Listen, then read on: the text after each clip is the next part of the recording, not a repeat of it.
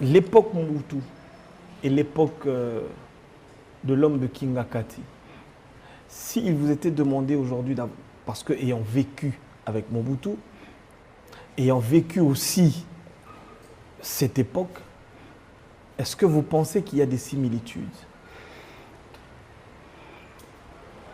Mobutu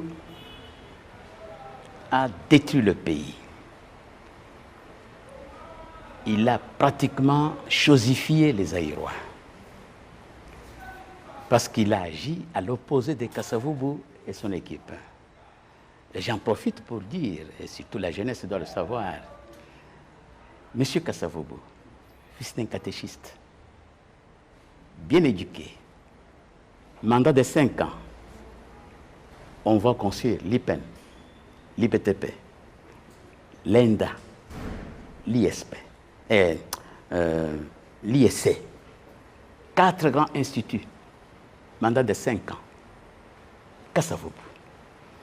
Mobutu arrive, 32 ans, pour faire danser les gens, chosifier les Congolais et détruire toutes nos villes qui étaient meilleures. Nos villes, il n'y en avait pas de pareilles dans le reste de l'Afrique noire. Il n'y en avait pas.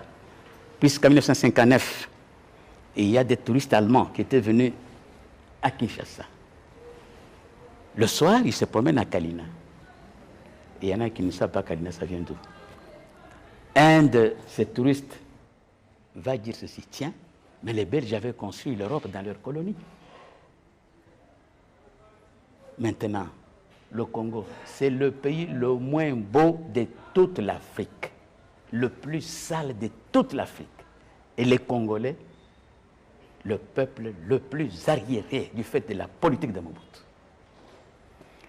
Et Kingakati, il n'y a pas de mots, c'est l'hécatombe, c'est l'hécatombe. On a décimé des Congolais.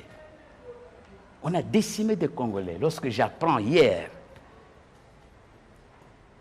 mon frère, Noël Tchani, un savant, parce qu'il y a Tchani, savant, Mbatek, savant, des patriotes, il dit, l'île de Mateba, quand j'ai entendu ça hier, dire que l'île de Mateba au Bas-Congo, c'est la propriété foncière privée de celui qui s'appelle Kabila. Mon cœur a saigné. Il y a des minéraux. Il n'y a pas un pays à avoir été autant subjugué que le Congo. Comment un individu peut avoir de tels biens? Par mois, 680 000. 680 000 $. À quel titre? Et pour quel service est rendu au pays? Ça, c'est en liquide. Et en capital, c'est 320 ou 330, puisque c'est $1 million chaque mois. Dans un pays où les gens n'ont pas du thé le matin, les gens ne s'habillent plus, tout est sale, il n'y a même pas de voirie, il n'y a plus de salaire dans ce pays. C'est dramatique.